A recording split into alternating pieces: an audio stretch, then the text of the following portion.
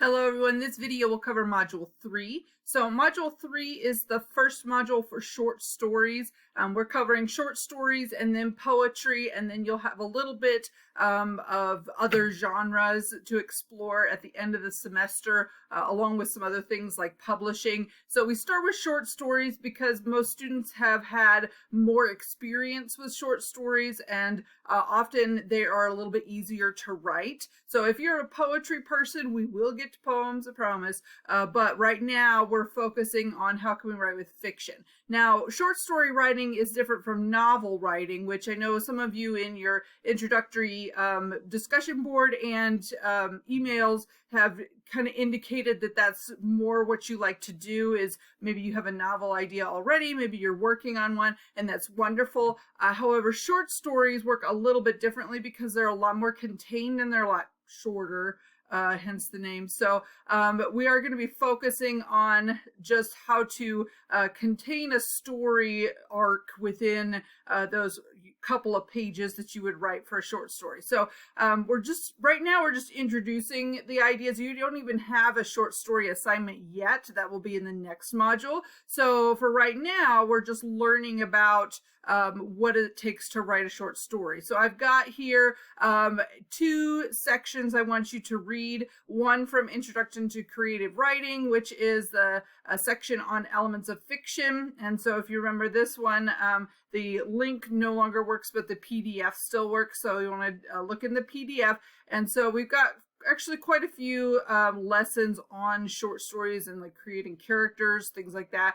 So this is just elements of fiction, information about fiction, and particularly the plot pyramid, which will be focusing on those five sections of your plot and how to put together, a plot that actually is one that people want to read, from start to finish, and then point of view, that kind of thing. A lot of this will be covered in more depth later. So the introduction part is just to give you an overview, mostly on the elements like terminology, that kind of thing. And same thing from your experiences, not explanations. This is just some pages to review. I believe this is in the chapter that you've already read. So it's just something to review. And then I've got a couple of videos that may or may not help you. The videos in this class for the most part are not required, but I do think that they add quite a bit because these textbooks they don't have a lot of depth to them because they are open resource textbooks. And so, I don't know, videos help. They add more. So anyway, once you're done with the readings, you can take the quiz. All the quizzes will be similar. I don't know if you've had one yet, but they are multiple choice, true, false questions. Take as many times as you want to, unlimited number of times, highest score is recorded type of quizzes. So I encourage you to take them more than once if you don't get the score that you want. And then the last thing that you're going to do is some practice just with fiction elements. And this is just a type of writing. You're not actually writing a story, but you are creating some situations to just practice different elements of fiction writing. So you'll see this again when we get to poetry, where you're going to do a little bit of practice first before you actually start in on the major assignments. And so we'll have some shorter writing assignments that are just intended for you to just kind of get some creativity going and think about some of the elements that are related to whatever it is we're looking at in order to just do that practice so that you're better prepared to start writing the stories themselves. So you've got some options here, and you can pick three. You need to pick three off of this list, and you just follow the assignment directions. But basically, write down some people in your life, and what would happen if you put them together in a story. How would conflicts come about? Maybe you have a really conservative member of your family and a really liberal member of your family, maybe from opposite families that have never interacted before. And so, what would happen if you put them together in a room? Would it be interesting? Or would they just not talk to each other at all? Maybe they wouldn't interact. Sensory description, a lot of students like this. I get very hungry reading these because they really get into some sensory, like how do you describe the taste of your favorite food, and try to include all those details in there.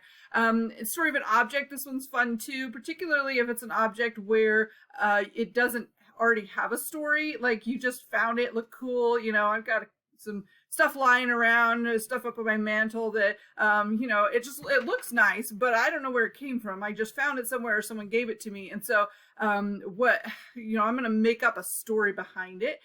Stock image would be like finding a stock image of something, of somebody doing something, or your intended career, and then just make up a story about that person in the picture. Character scene would be similar to the first one, which is instead of two people in your life, take two characters from two different books or TV shows or whatever. So what if Gandalf met Dumbledore? What would their conversation look like? And then bystander perspective, two stories that are it's the same story that you create, but it's from two different viewpoints. So, you know, the one version is from the person who hit the person on the bicycle, and then the other is from oh no, it's from two characters who witness the same action. So with the two characters witness a car hitting a bicycle, how do they view the action differently based on either where they were standing or maybe their background? You know, maybe one of them is I don't know, has been in a car accident before or something like that. And so how would they see it differently from different perspectives?